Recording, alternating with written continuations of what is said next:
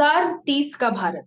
2030 के भारत के इस खास एपिसोड्स में हम आपके सामने कुछ ऐसे चेहरे लाते रहते हैं जिनसे हमारा यही सवाल रहता है कि आखिर 2030 तक गरीबी कैसे खत्म हो पाएगी, भूखमरी कैसे खत्म हो पाएगी और जो एजुकेशन का जो लेवल है वो कैसे आगे बढ़ पाएगा। हमारे साथ बहुत से चेहरे अभी जुड़ चुके हैं, लेकिन आज जो हमारे साथ मौजूद हैं वो एक मोटिवेशनल स्पीकर हैं, एक ऑथर हैं, फॉल इनटू राइज के ऑथर हैं, और साथ ही साथ इनके मोटिवेशन से न जाने कितने लोगों की जिंदगी जो है वो बदल चुकी है। काफी अच्छे मोटिवेशनल स्पीकर हमारे साथ जुड़ चुके हैं, मिस्टर बॉबी डिसूजा।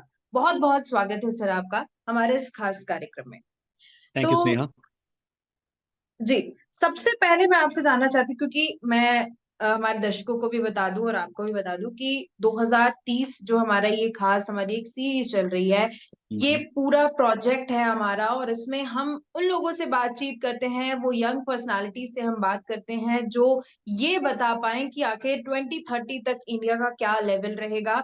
हम तीन मुख्य टॉपिक्स पे, तीन अगर हम देखें तो मेजर टॉपिक्स हैं हमारे, like no poverty, no hunger and quality education. तो सबसे पहला और सबसे इम्पोर्टेंट मेरा आपसे यही सवाल है कि where do you see India in 2030?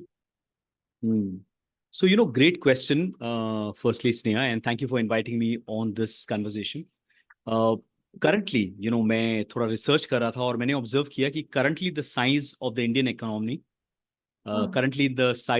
economy is USD 3.7 trillion, and it is expected to become USD 7 trillion by 2030.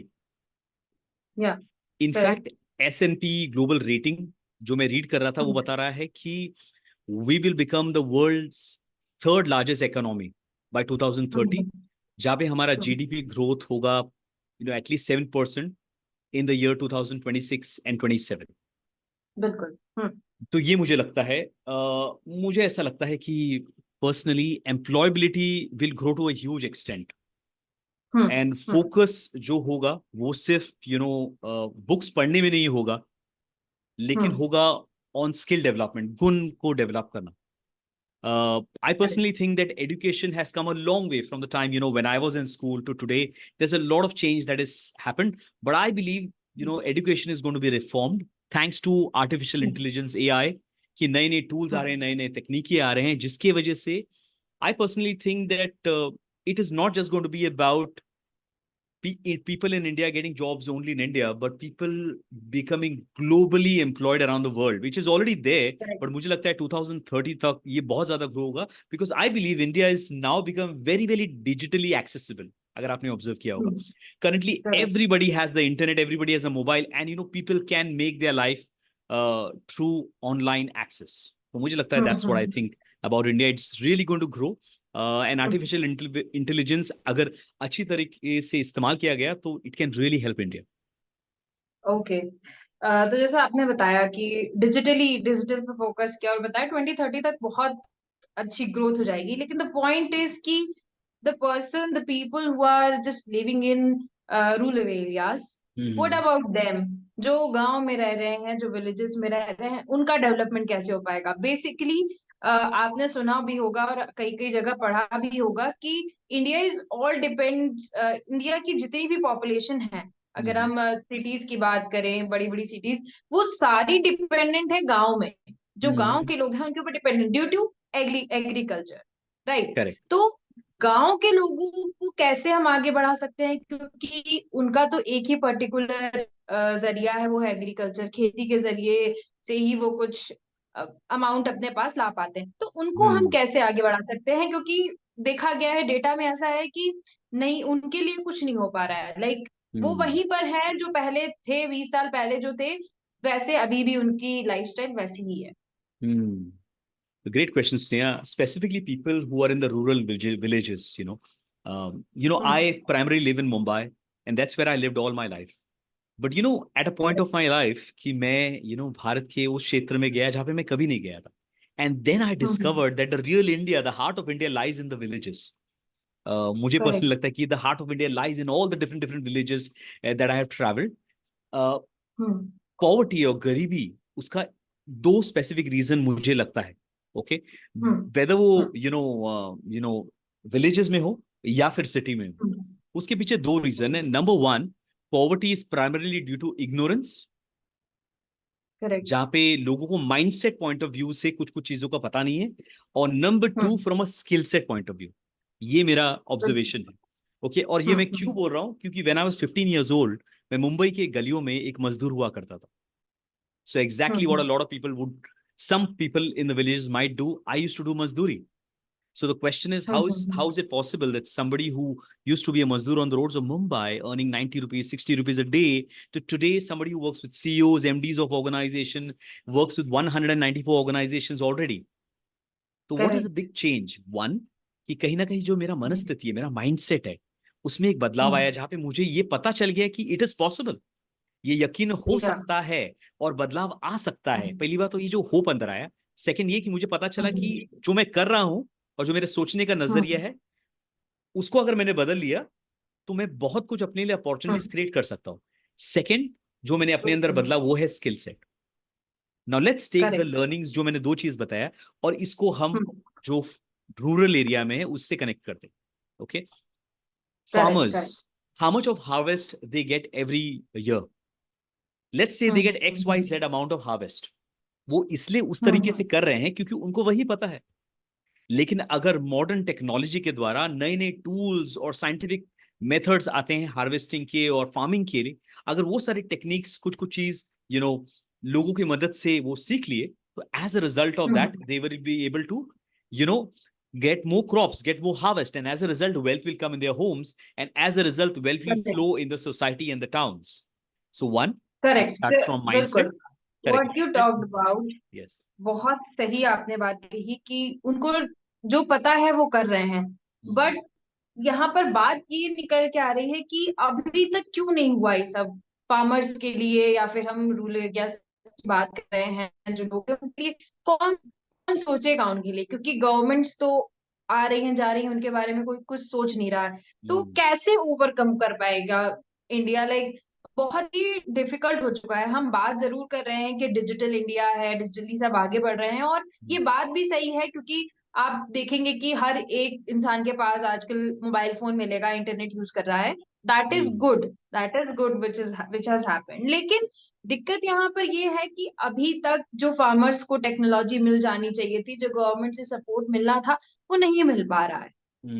Weather कोई भी गवर्नमेंट की मैं बात करूं, मैं किसी पार्टी का, आई एम नॉट पार्टी स्पेसिफिक, तो मैं यहाँ पे पार्टी का नाम नहीं लूंगी, बट किसी भी कोई भी गवर्नमेंट आई हो, कोई भी पार्टी जीती हो हारी हो, यहाँ पर पर्टिकुलरली इग्नोर किया गया है उन लोगों को जिनको वास्तव में डेवलप करना चाहिए था.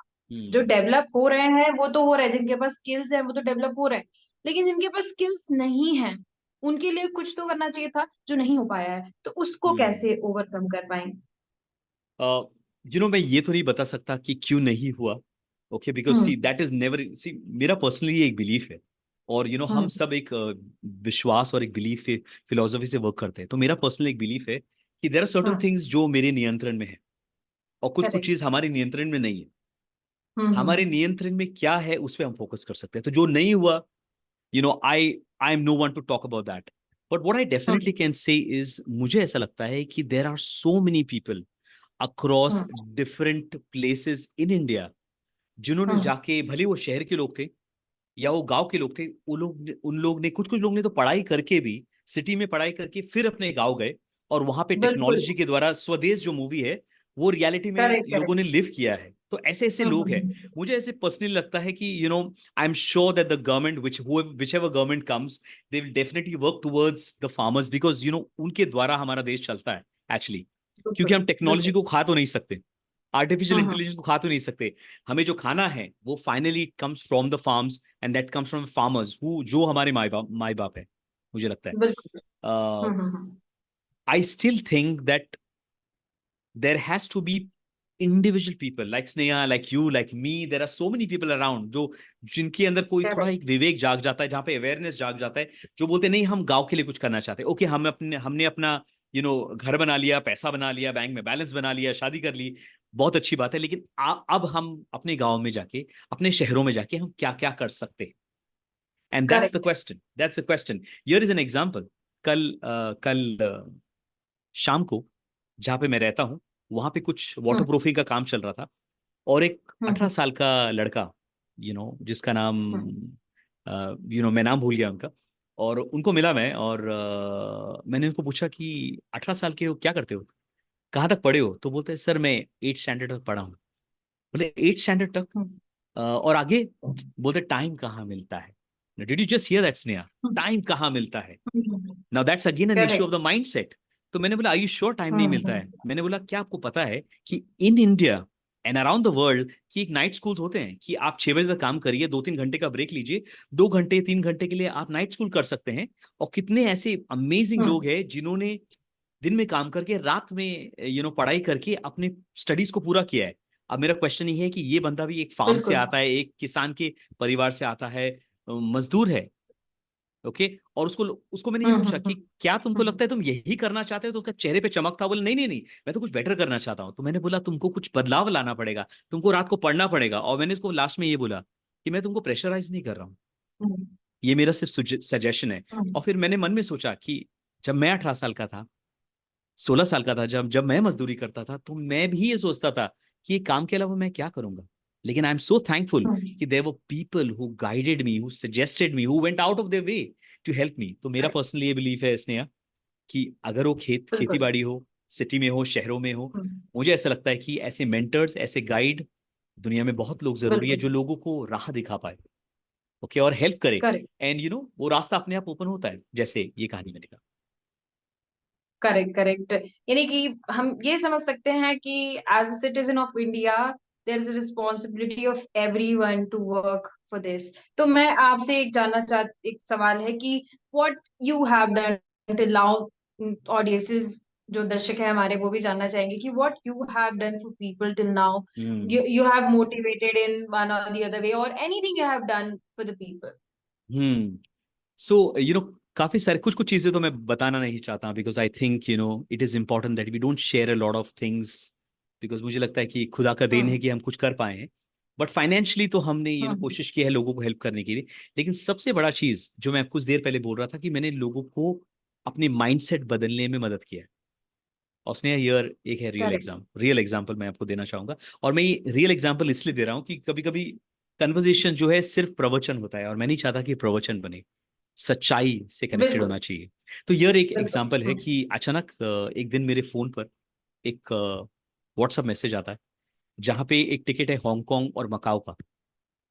और हम्म मैंने कभी हांगकांग और मकाओ का टिकट बुक नहीं किया, तो मुझे लगा कि गलती से किसी ट्रैवल एजेंट ने मुझे वो टिकट भेज दिया। तो हम्म मैं उस बंदे को कॉल करने ही वाला था कि गलती से आपने मुझे भेजा है, कि सडनली मुझे एक फोन कॉल आया। हम्म तो मैंने फोन उठाया, बोला यस। तो वो बंदा बोलता है सर मुझे पहचाना। तो मैं बोला कौन। बोलता है सर आपको याद है बहुत बहुत साल पहले 2013 में इमेजिका हम्म नाम का बहुत बड़ा वाटर पार्क रिजॉर्ट है मुंबई में। हम्म हम्म वहां पे मैंने काफी सारे लोगों को ट्रेनिंग दिए, इंस्पायर किए, उसमें से ये एक बंदा था जिसको मैं सिखाता था। इंटरेस्टिंग हम्म बात यह है स्नेहा कि वो एक राइड ऑपरेटर था, विच बेसिकली मीन्स उसका जॉब रोल था, एक बटन दबाया तो राइड शुरू हुआ, बटन बंद किया तो राइड बंद हो गया, दैट्स ऑल। करेक्ट। ज्यादा स्किल की जरूरत नहीं है। मैंने बिल्कुल। बोला कि यार ऐसे कैसे हो गया कि तुमने मुझे टिकट भेजा है। बोलते सर आपको याद है बहुत साल पहले जब आप मुझे सिखाते थे, आप मुझे बोलते थे कॉन्फिडेंटली आगे बढ़ो, जोखिम उठाओ, take the risk and try doing things that you are uncomfortable with, and I was very scared, I never wanted to do it. लेकिन जब आपने मुझे पुश हम्म किया तो मैंने आपकी बात हम्म को सोचने लगा उस बारे में, एंड फिर मैंने क्या किया, जानबूझ के अपने आप को ऐसे क्षेत्र में, ऐसे फील्ड में डाला जिससे मुझे नफरत था। वो था हम्म सेल्स। मैं एक इंट्रोवर्ट हूं, मैं बाहर निकलना ही नहीं चाहता, लोगों से मिलना ही नहीं चाहता। लेकिन मैं बाहर जाके लोगों से मिला, उनसे कन्वर्जेशन किया। एंड आपको बताना चाहता हूं कि today I work for a company call hero Honda. And बोलता है ओके। कि इस कंपनी में मैं काम करके सेल्स में काम किया, और मुझे हम्म अवार्ड मिला है for being the top performer in the entire reason in the okay. north. And as a result of that, right now I am sitting on my first international flight to Hong Kong and Macau, क्योंकि मुझे ये reward मिला है मेरे organisation के द्वारा। और आखिर में वो कहता है कि सर आई बहुत वांट बढ़िया। Sir I want thank you. And मैंने तब रियलाइज किया कि यही तो मकसद है, कि किसी और को उभारना और किसी और को हेल्प करना। कि करेक्ट। सपने उन्हीं की पूरे होते हैं जो सपने देखते हैं, लेकिन सपने कभी कभी जब लोगों को नहीं दिखाई देता तो लोगों को बताना पड़ता है कि actually something bigger, something better, something higher is waiting for you. But sometime, we have to basically open doors for people. And I'm glad कि करेक्ट। मैं ऐसे बहुत सारे अनगिनत स्टोरीज हैं जहां पर मैं लोगों को कोशिश कर रहा हूँ आज के यूथ को उनके माइंडसेट को बदलने के लिए, ताकि वो भी रास्ते देखे कि अपॉर्चुनिटीज है। Correct, correct. One thing I want to know, because you belong to Christian community, right? Yes. One thing I want to know that India में हम्म। क्रिश्चियंस जो है पॉलिटिकली कम इंडल्ज हैं। क्या हम्म। इसके पीछे कारण हो सकता है? या वो खुद से आगे नहीं आना चाह रहे हैं, या उनको लाया नहीं जाता है? आई डोंट नो, मुझे लगता है कि कुछ कुछ क्रिश्चियंस लोग डेफिनेटली आए हैं हाँ, पर्सनली। आए हैं तो बहुत बड़े लेवल पे आए हैं, नहीं तो हाँ। फिर वो आए ही नहीं है। ऐसा हम्म। हुआ है। I don't think so. I have a specific answer for it personally because it's something that I don't want to talk normally about is religion because सबके अपने अपने नहीं, आई एम नॉट perspective है। Talking about hmm. Religion, just I want to know because 2030 का भारत, we are also working for minorities too. So hmm. इस relation में मैं आपसे बात करना चाह रही हूँ कि आखिर व्हाट अबाउट क्रिश्चियंस, क्योंकि मैंने देखा कि बहुत ही कम क्वांटिटी, बहुत ही कम रेशियो मिला मुझे क्रिश्चियंस का, हर अगर सेक्टर में जाके देखूं तो इसके पीछे व्हाट डू यू थिंक? आप अपने पर्सपेक्टिव से क्या कह सकते हैं? नॉट अबाउट एवरीवन, बट आपका अपना पर्सपेक्टिव क्या है इसको लेकर? मुझे लगता है कि Christians are basically just human being and individuals like you and me and anybody else, whether it's मुस्लिम है, क्रिश्चियन है, हिंदू है, जैन है, जो भी है। लोगों हम्म। का इंडिविजुअल थॉट है कि वो पॉलिटिक्स में जाना चाहते हैं कि नहीं जाना चाहते। For me, for hmm. Example, if you ask me क्या मैं पॉलिटिक्स में जाना चाहता हूँ, नहीं। क्योंकि मुझे ऐसा लगता है कि पॉलिटिशियन होना बहुत करेजियस काम है। मुझे करेक्ट। ऐसा लगता है क्योंकि हम्म। अपार्ट फ्रॉम जो ये नेगेटिव एस्पेक्ट देखते हैं, लेकिन अगर आप रियलिटी में देखें, कोई भी हम्म। ब्रेव पॉलिटिशियन जो रहा है, they have hmm. To be very very courageous to face a lot of criticism. Okay. Correct. और क्या मेरे अंदर वो क्षमता है कि मैं सारे क्रिटिसिज्म फेस करके सच्चाई के लिए, दुनिया के लिए लड़ूं? I don't think so I have that stamina and character at the moment. हो सकता है बाद में हो, लेकिन एट द मोमेंट नहीं है। तो मुझे पर्सनली लगता है मेरे लिए कि one of the reasons why I don't think so I want to be a politician, number one, कि मुझे नहीं लगता कि मेरी जिंदगी का मकसद वो है। नंबर टू, जो रोल करता हूं एज अ प्रोफेशनल स्पीकर, मुझे लगता है वो लोगों को हेल्प ऑलरेडी कर रहा है। एंड नंबर थ्री, मुझे नहीं लगता कि एट द मोमेंट मेरा वो काबिलियत या स्किल है कि मैं पॉलिटिशियन बनूं, क्योंकि उसके लिए तो आपको बहुत क्या लगता है करेज कि लगता है। जाना चाहिए लोगों, कुछ एक ऐसा रेशियो होना चाहिए क्रिश्चियंस का भी पॉलिटिक्स में, ताकि लाइक कहते हैं ना कि माइनॉरिटीज भी हैं तो उनके ऊपर ध्यान नहीं दिया जा रहा है? ऐसे बहुत से स्टेटमेंट्स आपने सुने होंगे कि नहीं ध्यान हम्म। दिया जा रहा है। अगर हम बात करें स्पेसिफिक एक, तो अगर मैं मुस्लिम ग्रुप की बात करूं तो उनका भी कहना है कि नहीं, उनके ऊपर ध्यान नहीं दिया, उनकी भी क्वांटिटी बहुत कम दिखती है पॉलिटिक्स में अगर हम्म। हम देखें तो। राइट, ऐसे ही इन द सेम वे अगर मैं क्रिश्चियंस की बात करूं तो मुस्लिम्स में तो ये केस है कि they are not educated, but अगर हम क्रिश्चियंस की बात करें तो they are well educated, like बहुत ज्यादा एजुकेशन का अगर हम देखें तो इंडिया में सबसे ज्यादा एजुकेशन क्रिश्चियंस के पास है। तो ये एजुकेशन होने के बाद भी इंडियन पॉलिटिक्स में इन्वॉल्व नहीं होना, क्या ये सही है, या फिर आपको लगता है कि इन्वॉल्व होना चाहिए? सो स्नेहा, मुझे लगता है थोड़ा सा जनरलाइजेशन है यहाँ पर। हम्म। हिंदू हो, मुस्लिम हो, क्रिश्चियन हो, जैन हो, सारी कम्युनिटी के, मुझे लगता है कि एजुकेशन बहुत सीमा पे हर जगह पर है, और बहुत जगह हम्म। पे नहीं भी है, इवन इन क्रिश्चियंस और इवन इन हम्म। मुस्लिम और इवन इन हिंदूज। मुझे लगता है सारे अलग अलग रिलीजन में बहुत लोग हैं जो बहुत पढ़े लिखे हैं, बहुत जो लोग हैं शायद नहीं है। Hmm. That is what personally I believe, और आई थिंक एजुकेशन जो है फाइनली अगेन माइंडसेट से आता है। ओके। करेक्ट। कहीं ना कहीं हम्म। माँ बाप को ये बिलीव करना पड़ेगा कि अगर मैं नहीं पढ़ पाया, कोई भी रिलीजन हम्म। का हो, किसी भी तरह का पर्सन हो, कि अगर मैं नहीं पढ़ पाया तो क्या मैं चाहूंगा कि मेरा बच्चा भी ऐसा रहे? अगर माँ बाप ने सैक्रिफाइस करके, पुश करके अपने बच्चों को हेल्प किया पढ़ने के लिए, देन ऑटोमेटिकली वो रेशियो कोई भी कम्युनिटी में ऑटोमेटिकली इंप्रूव हो जाता है। And this is the best thing, जब माँ बाप वो सैक्रिफाइस करके अपने बच्चों को पढ़ा लिखाते हैं, भले वो नहीं पढ़े लिखे हैं, then as a result of that what happens is automatically एक नया पॉसिबिलिटी क्रिएट हो जाता है उस कम्युनिटी में, उस घर में, और एक नया चिराग स्टार्ट हो जाता है। तो मुझे ऐसा लगता है कि education is very very important and skill development is very very important, and I think families में ये बहुत इंपॉर्टेंट है। मुझे ऐसा ये भी लगता है कि बहुत सारे अमेजिंग पेरेंट्स हैं जिन्होंने they have gone out of the way to sacrifice So beyond religion, मुझे ऐसा लगता है कि everybody should be educated, and whoever thinks they are capable of becoming somebody who can be a catalyst to change the nation, they should. That's my answer. Correct. One more last question. Last but I think it's not the least. Last मेरा ये question है कि हम अगर political parties पर dependent ना रहे और एज अ कॉमन पीपल, आम जनता की बात करें अगर हम, तो आम जनता 2030 के भारत सस्टेनेबल डेवलपमेंट गोल्स जो मैंने पहले भी जिक्र किया, कैसे उसको अचीव कर पाएगी अगर सिर्फ आम जनता आगे आए? Do you have any idea कि अगर आम लोग एक साथ आ जाएं तो हम 2030 तक जो भी लक्ष्य है हमको प्राप्त कर पाएंगे? एक छोटा सा एग्जांपल देता हूँ। जैसे कि आपने सुना होगा लायंस क्लब है, रोटरी क्लब्स है, ऐसे और अलग अलग कम्युनिटीज के ऐसे बहुत सारे ट्रस्ट है जो लोगों के लिए बिना मतलब का beautifully, even Sikh community for example, okay, और डिफरेंट डिफरेंट कम्युनिटीज जो है, बहुत सारे लोगों के, and these are unspoken, they are not in the news, okay, by they are not anywhere, but ऐसे बहुत सारे लोग हैं जो एजुकेशन के लिए, जो फाइनेंशियली, जो राशन है, ये बहुत सारे लोगों को सपोर्ट करते हैं। मुझे ऐसा लगता है ये जो अलग अलग कम्युनिटीज है, does not matter which religion, which com, क्या पर्पस के लिए, लेकिन अगर ऐसे अलग अलग कम्युनिटी की इस बच्चों के एजुकेशन के लिए और बच्चों के अपलिफ्टमेंट के लिए अगर वर्क करेंगे, तो मुझे ऐसा लगता है कि 2030 तक वही सारे बच्चे जो है फ्यूचर ऑफ इंडिया बनते।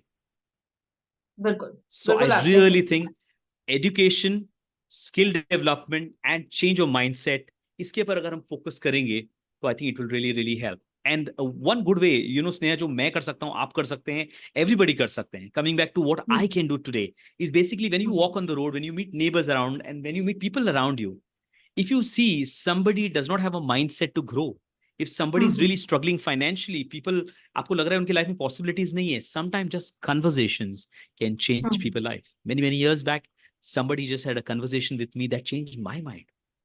करेक्ट। मुझे ऐसा लगता है कि हम अपने घर से निकल के, जैसे गाना है, अपने तो अपने, वो जो गाना है, होते हैं। मुझे लगता है ये बहुत ब्यूटीफुल सॉन्ग है, but at the same time we have to realise अपने सिर्फ हमारे परिवार के लोग नहीं होते, बहुत सारे ऐसे लोग हैं जिनको मदद की जरूरत है और अपनापन चाहिए, और कभी कभी just conversations with them, guiding them, helping them, buying the books for them, doing something for them, even one person, if everybody does that, just imagine the world, just imagine India 2030 में क्या हो।